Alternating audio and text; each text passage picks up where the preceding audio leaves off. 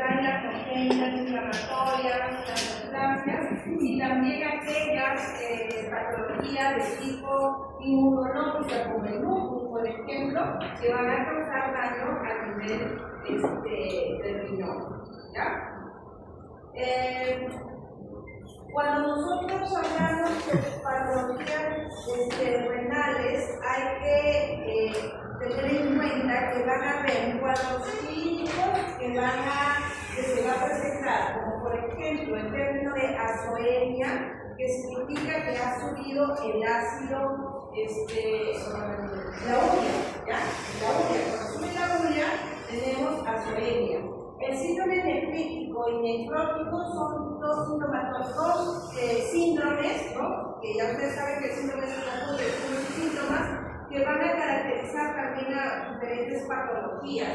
Ambas tienen clínicas muy diferentes, pero a veces en el momento del diagnóstico nos es un poco difícil, ¿no? El síndrome nefrítico, el paciente va a cruzar con hematuria, proteinuria e hipertensión arterial, mientras que en el nefrótico se va a tener proteinuria, igual que el síndrome nefrítico, pero vamos a ver que va a haber hipoalbuminemia, el paciente va a hacer edema y va a tener aumento de los líquidos. Y la insuficiencia renal pues, se va a caracterizar porque va a haber una disminución en el flujo urinario, va a presentar oliguria o anuria, y esto va a estar dado por la disminución de la tasa de filtración glomerular. Y por ejemplo, por paciente le podemos hacer pruebas como la creatinina, que esta va a estar disminuida también, ¿no? Acá nos acordamos de la histología normal del riñón. Sabemos que hay una corteza, un área de la médula, ¿no? Y eso es importante para saber qué estructuras se encuentran ahí, para ver qué cambios histopatológicos vamos a encontrar cuando hay alteraciones en este órgano, ¿no? En la región cortical se va a caracterizar por esas estructuras bien conocidas, que son los ya nosotros lo reconocemos. Acordarnos que este glomérulo tiene un polo urinario y uno vascular, ¿no? Tiene su espacio de Bowman, tiene sus dos hojas parietales, tiene su hoja visceral y tiene todas estas estructuras importantes, ¿no? Tiene sus células mesangiales, tiene sus vasos, ¿no? Porque cuando ocurra algún cambio, estas generalmente se van a afectar, ¿no? Entonces, lo que nosotros tenemos que hacer es recordar la histología del riñón para poder establecer los cambios histopatológicos que nosotros vamos a encontrar en las diferentes patologías, ¿no? Y la clínica va a depender, ¿no? Va a depender qué zonas se estén afectando. Hay que acordarnos de que el riñón cumple varias funciones, ¿no? Va a secretar la eritropoyetina, tiene función de excreción, ¿no? Y si no comienza, pasa, ¿qué ves? Ya se produce respiración.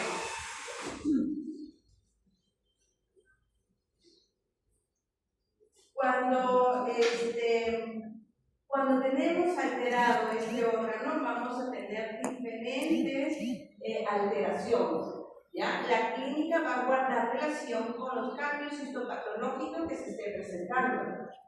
Tenemos que saber cuáles son las funciones que cumple para poder saber qué vamos a encontrar alterado cuando nosotros estemos frente a nuestro paciente y nos ayude en la anamnesis, ¿no? En buscar todas estas alteraciones. Sabemos que las patologías crónicas a nivel renal, los pacientes van a cursar ¿con qué? Con anemias, ¿no? Anemias. ¿Por qué? Porque hay un trastorno a nivel de la secreción de la eritropoyetina.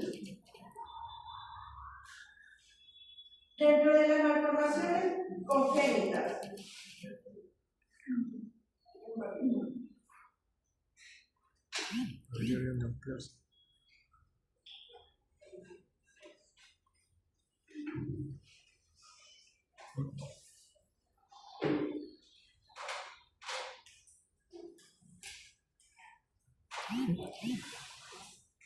No, que estoy hablando.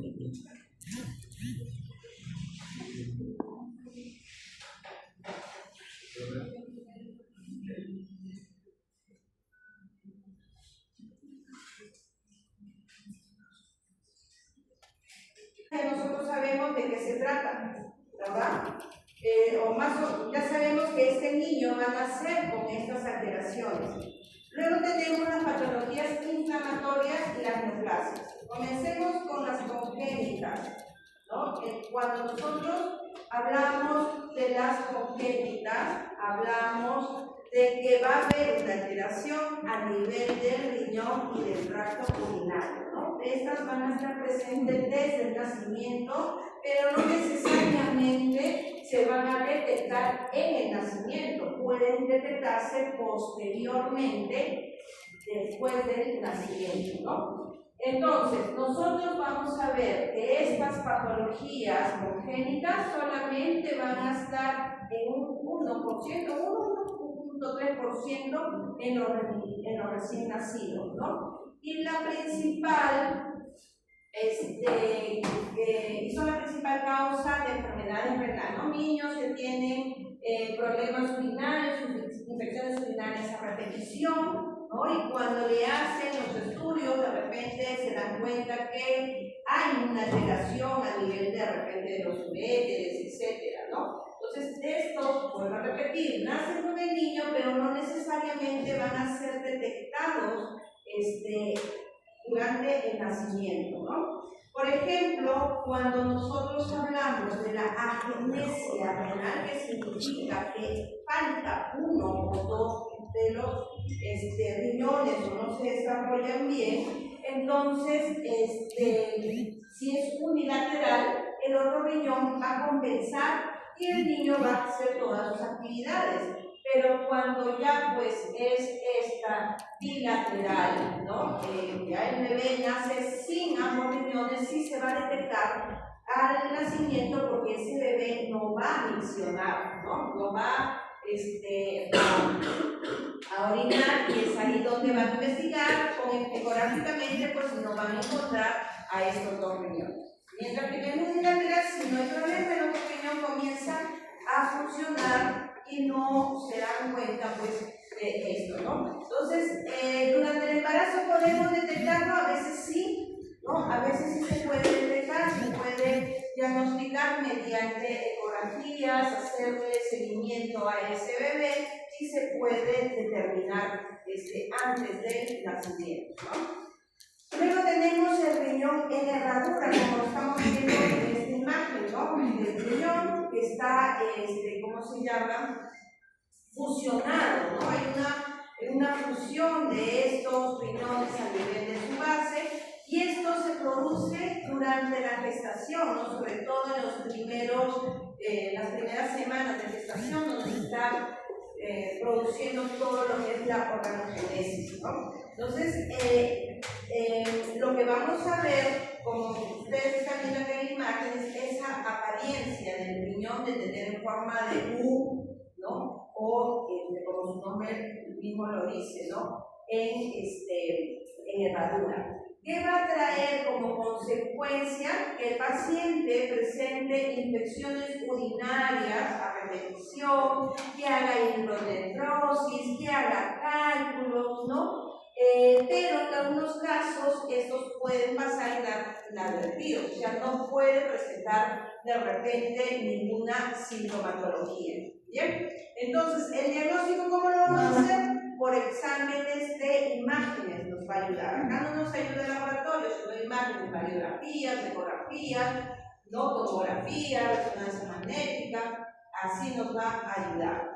Luego tenemos la duplicación ureteral, ¿no? ¿Qué quiere decir? Que en esta malformación congénita el riñón tiene dos uréteres, ¿no? Lo normal es que tenga solamente uno. Y estos pueden estar separados o pueden estar fusionados en algún punto de su trayecto, ¿ya? Entonces, estos, como ustedes están viendo en la imagen, puede ser que estén separados o se pueden fusionar y llegar a funcionarse antes de que lleguen estos a la vejiga, ¿no? Entonces, vamos a ver que estos pacientes generalmente cursan asintomáticos, ¿no? Pero en algunos casos pueden presentar, pues, infecciones urinarias a repetición, reflujo vésico-ureteral, ureteroceles, y se va a detectar igualmente mediante ayuda por imágenes, ¿ya? Entonces, la duplicación en este caso de los uréteres puede ser completa cuando están separados y ambos van a desembocar a nivel de la vejiga, o puede ser incompleta cuando estos se van a unir antes de llegar a la vejiga y van a drenar, pues, a través de un único conducto común, ¿ya? Por supuesto que esto puede detectarse posterior al nacimiento. El niño, no sé, ya puede tener 1 año y comienzan, pues, las infecciones a repetición, y hacen los estudios y ahí los van a detectar.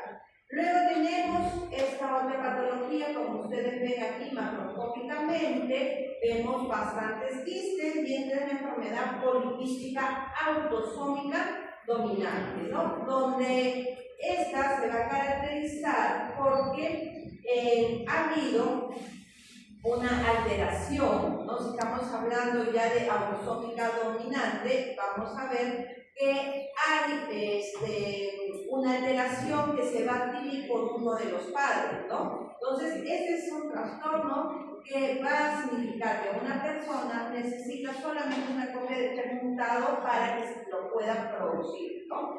Esta forma más común de poliquistosis que se va a presentar a nivel del riñón, y esta enfermedad es multisistémica hereditaria, o sea, no solamente va a haber quistes en el riñón, sino va a haber quistes en otros órganos también. Y esta alteración puede llevar incluso a que el paciente presente insuficiencia renal. ¿Bien? Entonces, cuando tenemos quistes, múltiples quistes en el riñón, tenemos que mapear al paciente, tenemos que ver otros órganos donde también se va a encontrar quiste, que puede ser en el hígado, puede ser en la vesícula, puede ser en el páncreas, puede ser en el corazón, en el cerebro, ¿no? Es la enfermedad poliquística que va a presentar este paciente. Pero también tenemos la que es recesiva, y esta es también una afección genética, pero es menos común que la anterior, y que va a producir, pues, que se desarrollen los quistes de manera anormal, ¿no? Acá nosotros vemos estas formaciones quísticas, ¿no? Que parecen o asemejan unas burbujas, en la cual va a tener un contenido líquido. Ya sabemos cuál es la composición de estos quistes, ¿no? Igualmente, me puede llevar a la insuficiencia renal. No solamente va a aparecer en el riñón, puede aparecer también en el hígado. Si presenta en el hígado, pues también va a dar alteraciones a nivel hepático, ¿no? Como su nombre lo dice, recesivo, ¿no? Esto significa que se necesitan 2 copias de gen alterado, una del papá y una de la mamá, ¿no? Para que se pueda manifestar. Entonces, esta patología va a producirme problemas graves al nacer, como por ejemplo insuficiencias respiratorias, y en algunos casos puede aparecer también esto de manera tardía, no inmediatamente. Entonces, estamos hablando de patologías que van a ser causadas por mutaciones genéticas.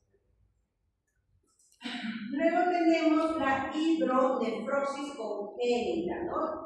Esta hidronefrosis congénita es la dilatación del sistema de drenaje de la orina de los riñones, que va a presentarse antes de que ese bebé nazca. Generalmente la detección es a nivel de la ecografía, pero durante la gestación, ¿ya?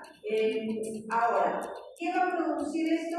Que haya obstrucción a nivel del tracto urinario, como por ejemplo que haya una obstrucción en la unión uteropélvica por anomalías funcionales de la vejiga, o que haya un reflujo hacia los riñones, o sea, que la orina que está en la vejiga suba hacia los pulmones. Las causas generalmente, reflujo tésico ureteral, obstrucciones, dilataciones no obstructivas y problemas funcionales propias de la vejiga.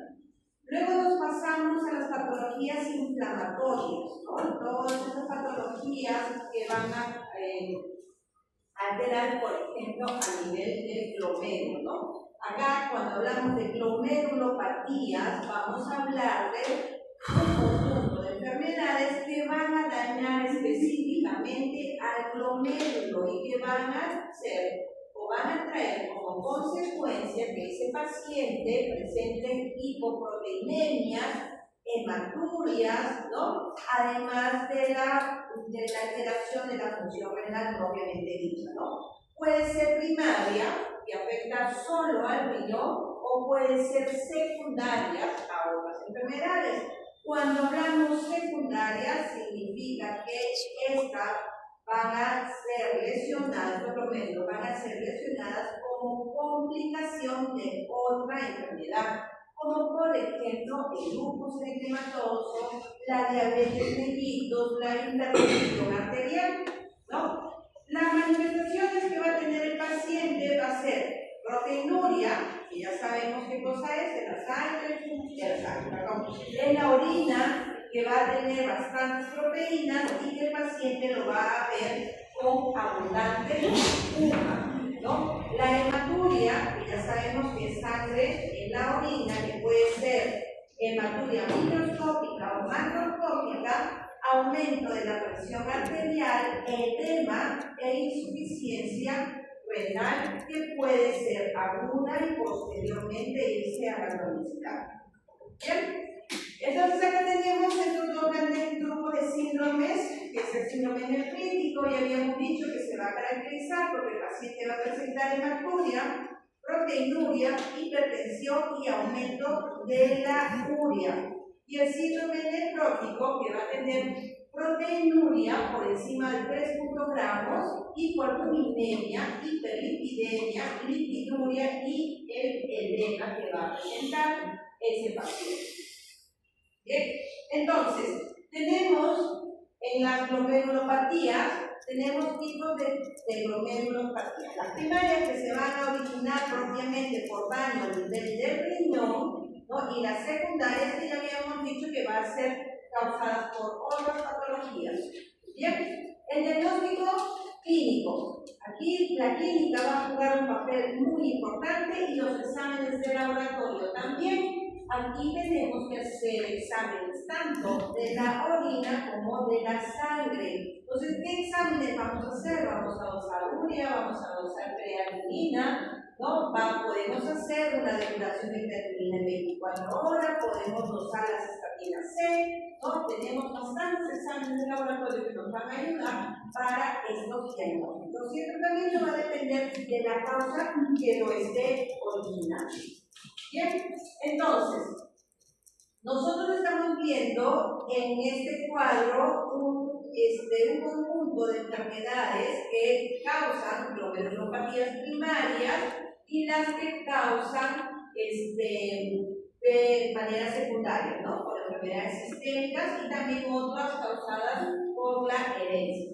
Entonces, aquí nosotros vamos a encontrar una respuesta patológica del glomérulo a la lesión. ¿Qué vamos a encontrar a nivel del glomérulo? En ese pH glomerular vamos a encontrar hipercelularidad, vamos a encontrar engrosamiento de la membrana basal y alignosis y esclerosis. Entonces nosotros podemos ver diferentes alteraciones a nivel de este glomérulo y también va a depender de quién lo esté causando, porque si son, por ejemplo, el lupus eritematoso que me da una glomerulonefritis lúpica, entonces yo puedo encontrar azacolambre, puedo encontrar cuerpos hematocilínicos, vamos a encontrar otras alteraciones propias de esta enfermedad, ¿no? Las manifestaciones clínicas van a depender pues, de qué tipo de enfermedad o síndrome está teniendo ese paciente, ¿no? Pero siempre se va a caracterizar pues, por las alteraciones a nivel del ácido úrico, a nivel de la creatinina y la presencia de proteínas y de hematíes en la orina. Luego tenemos la glomerulonefritis aguda postinfecciosa. Sobre todo, es una complicación del estreptococo de beta-hemolítico, ¿no? Que nos va a dar una glomerulonefritis, ¿no? Entonces aquí, por ejemplo, es muy importante el antecedente del paciente. Preguntarme, ¿no? Si el paciente tiene infecciones a nivel de las amígdalas a repetición, si tiene estas abscesos ahí, ¿no? Si el paciente tiene infecciones a repetición, hay que pensar en esta glomerulonefritis postestreptocócica, ¿no? ¿Qué va a tener el paciente? Hematuria, proteinuria, edema. Microscópicamente vamos a ver proliferación endocapilar, ¿no? Va a haber una inflamación, vamos a encontrar también infiltración de células inflamatorias y engrosamiento de la membrana basal, ¿no? Los glomérulos van a estar hipercelulares y podemos ver también que ese espacio de Bowman puede estar disminuido, ¿no? Va con el aumento de la proliferación de estas células.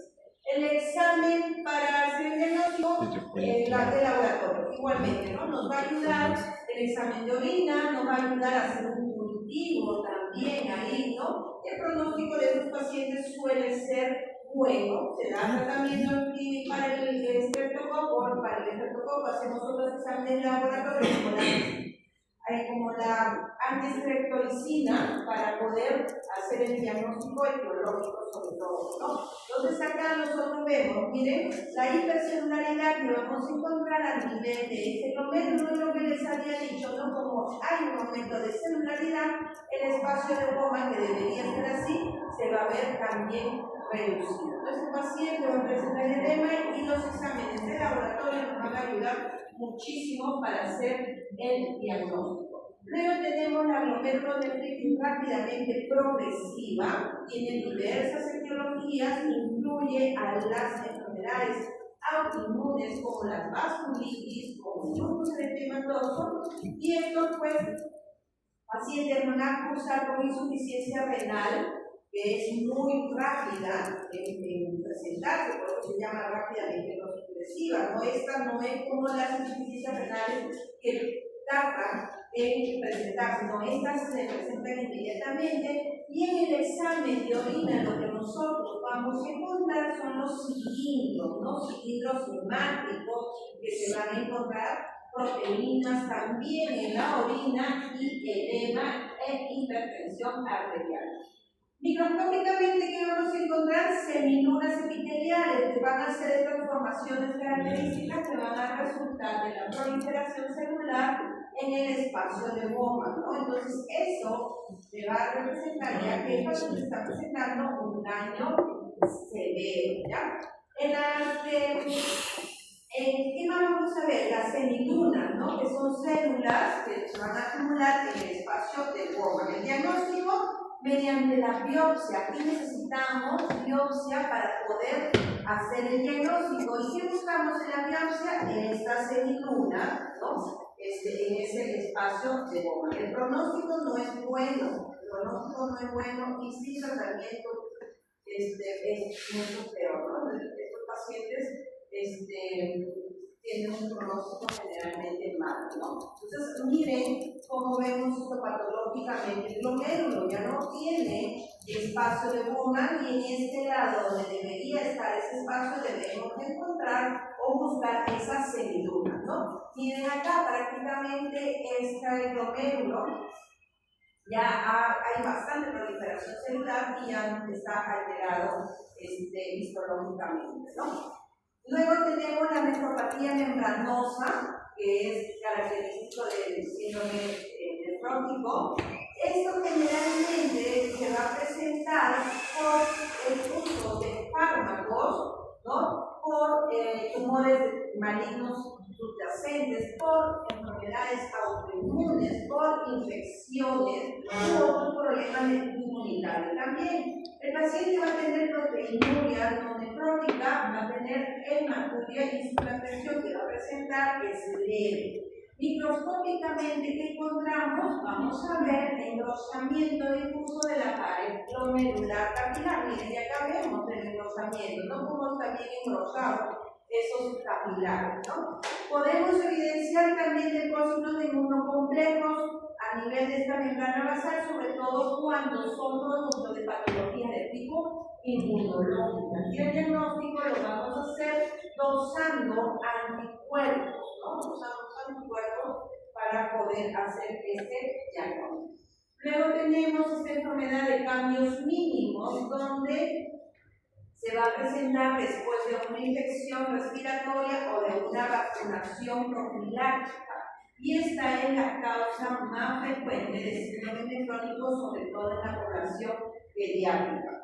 ¿Qué sintomatología vamos a encontrar? Proteinuria masiva, ¿no? Proteinuria masiva básicamente porque no vamos a encontrar hematuria e hipertensión de manera normal, es casi infrecuente. Desde el punto de vista histopatológico se encuentran lesiones epiteliales viscerales que van a mostrar borramiento uniforme y difuso de los podocitos, ¿no? Pero eso viene de la microscopía electrónica. Luego tenemos la glomerulosclerosis focal segmentaria, que se va a asociar esta alteración con el VIH. Entonces, esta glomerulosclerosis focal segmentaria es una complicación del VIH, donde va a haber un componente de la respuesta adaptativa, va a haber una mutación genética y generalmente estos pacientes van a presentar síndrome nefrótico, ¿ya? Entonces, que puede progresar hacia la insuficiencia renal y que estos van a presentar también proteinuria masiva. Microscópicamente vamos a encontrar que los glomérulos van a presentar en algunos segmentos áreas escleróticas, ¿no? También, como vemos acá, mira, acá hay esclerosis, acá también podemos encontrar colapso de las asas capilares, ¿no? Puede haber gotículas lipídicas y células espumosas, ¿no? A la microscopía electrónica, borramiento de podocitos también, ¿no? Eso no lo vamos a poder nosotros ver con el microscopio normal que utilizamos. Aquí en este cuadro hay una clasificación de todas esas alteraciones, ¿no? Es un cuadro resumen que a ustedes les va a ayudar para poder estudiar igualmente, ¿no?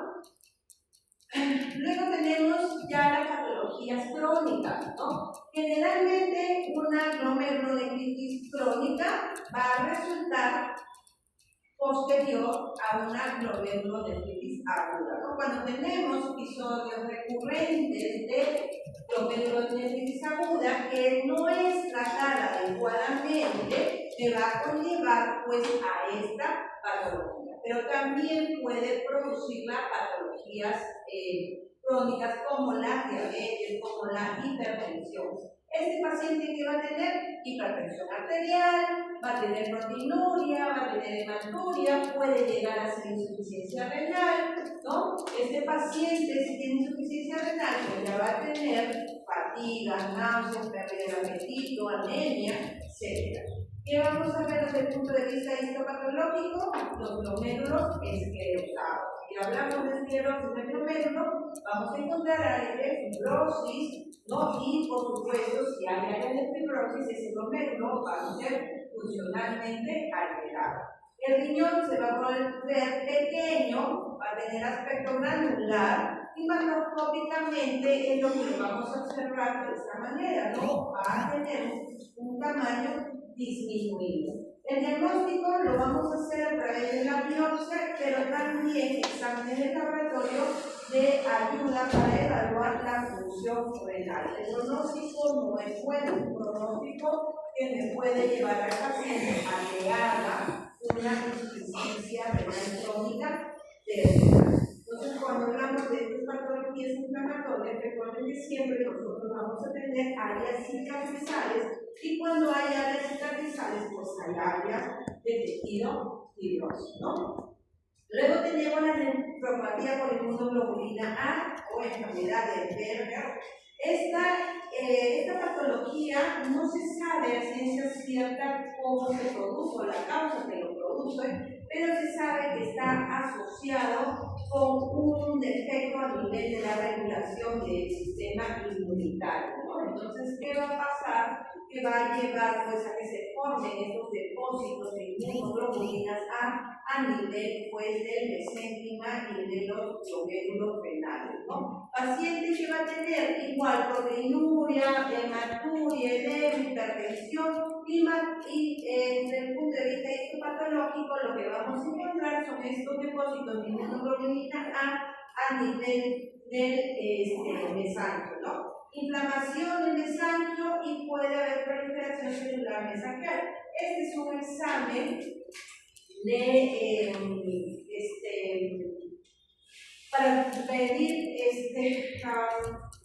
se utiliza un microscopio de campo oscuro para poder ver estos inmunocomplejos que brillan, ¿no? Se me ha ido el nombre de cómo se llama esta prueba, pero lo que nosotros vamos a ver es esos inmunocomplejos. Hay inmunofluorescencia. El diagnóstico, exámenes de orina, ¿no? Biopsia renal y pruebas serológicas para medir las inmunoglobulinas A. Esto es, microscopio de fluorescencia. Esto vamos a ver mediante la microscopía de fluorescencia, ¿no? Es esta que se va a inyectar un reactivo que va a, cuando hay inmunocomplejos va a brillar de esta manera y nos va a ver toda esta reacción de depósitos de inmunocomplejos, ¿no?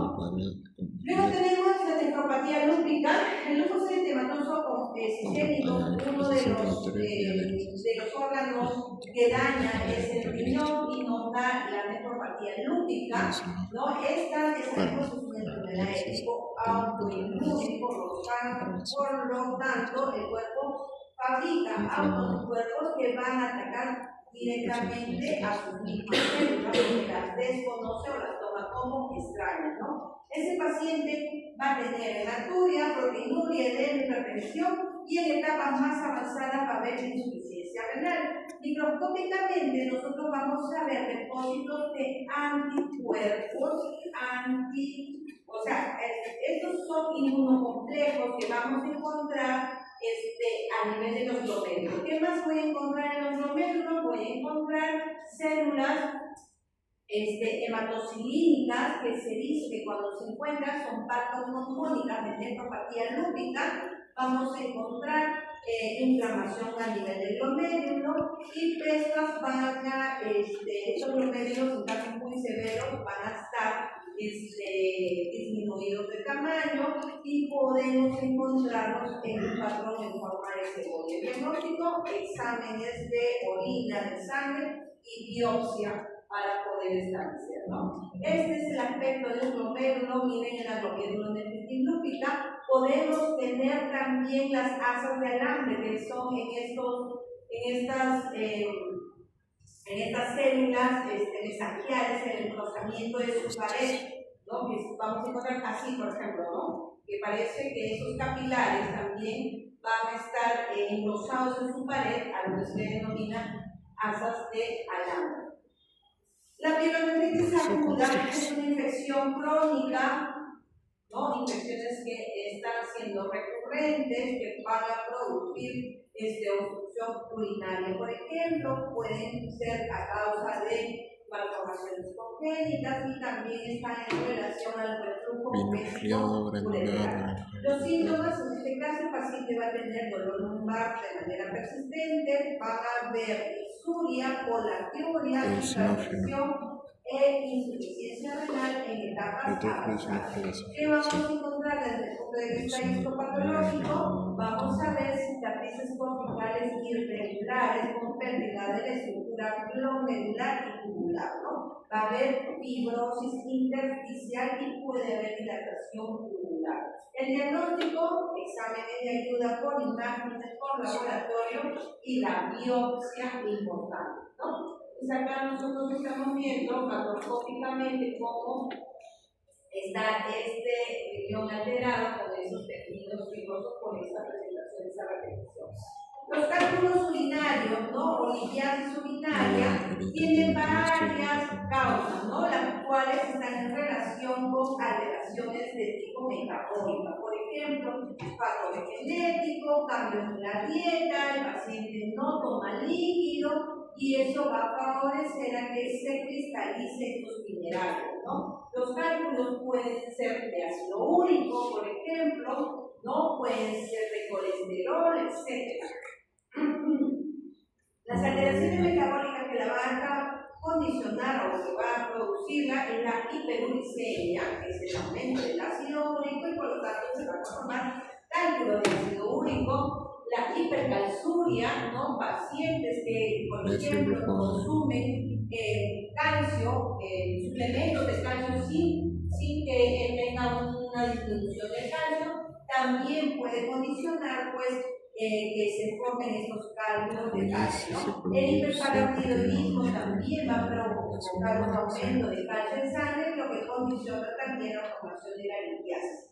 Infecciones urinarias bacterianas, como por ejemplo las que se producen por proteus, pueden inducir también a cálculos de estrurita, ¿no? Especialmente en las mujeres. Factores genéticos, cuando hay una predisposición familiar a la formación de cálculos, también está va a jugar un rol importante.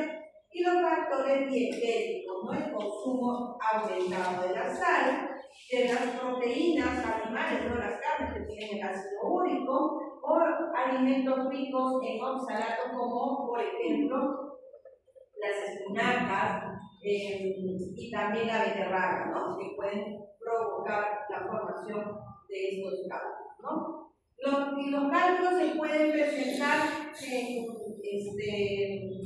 van a presentar y pueden ser expulsados, ¿no? Y van a producir un dolor intenso tipo cólico, ¿no? Pueden obstruir también alguna parte del meato urinario, puede producir hematuria, ¿no? Hematuria, y esto pues puede convertirse en una urgencia, ¿no? El tratamiento en el caso de los cálculos se utiliza la litotripsia, ¿no? La destrucción de ese cálculo. Acá, por ejemplo, vemos diferentes tipos de cálculos, ¿no? Entonces ya habíamos dicho que puede ser de oxalato de calcio, de ácido úrico, de estruvita, ¿no? Todos, en realidad, ni el tipo de cálculo no va a dar una sintomatología diferente, ya todos dan la misma sintomatología, sino que para saber el factor etiológico de producción y poder nosotros prevenir que se vuelvan a formar, porque un paciente que tiene un cálculo y fue expulsado puede volver a presentar, ¿no?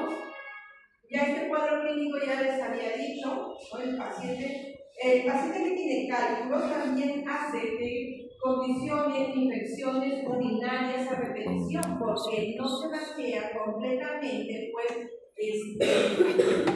la orina a nivel de la vejiga, queda restos y esto se contamina, ¿no? Luego ya nos vamos a las patologías neoplásicas, tenemos los tumores renales que van a afectar a estos riñones que pueden ser de tipo benigno, maligno, y el diagnóstico temprano es la clave para un tratamiento exitoso. Tenemos al adenoma renal, que es un tumor benigno, encapsulado, de tamaño pequeño, no causa síntomas por lo general y tiene un buen pronóstico porque es de tipo benigno. Luego tenemos el carcinoma de células renales. Este es un tumor ya de tipo maligno, común en adultos y representa más del 80% de los casos de cáncer renal. Luego tenemos el carcinoma del pelvis, que va a afectar una parte del riñón que conecta con la pelvis renal y suele producirse en pacientes que tienen antecedentes de haber tenido un cáncer de vejiga, ¿no? Y tiene comportamiento agresivo. Luego tenemos el carcinoma de vejiga, que es una neoplasia un tanto frecuente, está en relación con el cigarrillo. Personas, con los pintores también, por ejemplo, ¿no? Tiene mayor frecuencia de presentación en ellos. Suele ser urotelial, al igual que el carcinoma de la pelvis renal, ¿no? Entonces, los estadios del cáncer nos permiten hacer ese pronóstico, para ver cuál es el pronóstico del paciente, por supuesto, y también para ver la metástasis que puede presentar, por supuesto, que los estadios iniciales con el mejor pronóstico. Luego tenemos el carcinoma renal, ¿no? Que tiene sus tipos, y dentro de estos vamos a encontrar los que se van a diferenciar por la apariencia que se va a observar, ¿no? Por ejemplo, tenemos el carcinoma de células claras, que es el más frecuente de presentación, y estas van a presentar un citoplasma claro, por eso adentro vamos a encontrar glucógeno, por eso es que el papilario, ustedes cuando escuchan la palabra papilares que van a tener estructuras papilares, multiformes, ramificadas, ¿no? Y este es el segundo en presentación después de las células claras, ¿no? Y el cromófono es menos frecuente y este va a tener un patrón celular diferente, generalmente de buen pronóstico, ¿no? Y aquí vamos a encontrar pues una célula clara de color pálida, aunque esta es muy rara de presentación, su pronóstico es bueno. Los factores de riesgo para presentar, ya les había dicho, ¿no? Tabaco, la obesidad también es un factor de riesgo, la hipertensión, alguna enfermedad renal crónica, algunos irritantes como las pinturas, por ejemplo, y la clínica pues va a ser hematuria, dolor lumbar y una masa palpable a nivel del flanco, ¿no? Macroscópicamente vamos a ver un riñón que se va a ver con una masa, pues una masa y alrededor algo de hemorragia. Entonces acá nosotros ya vemos el carcinoma de células claras, característica por el citoplasma claro, el de forma papilar y el cromófono, ¿no? Tiene diferencias histopatológicas bien marcadas. Acá vemos el carcinoma ureteral, ¿ya? Igualmente, histológicamente, con las características de malignidad de sus células, ¿no? Y con eso acabamos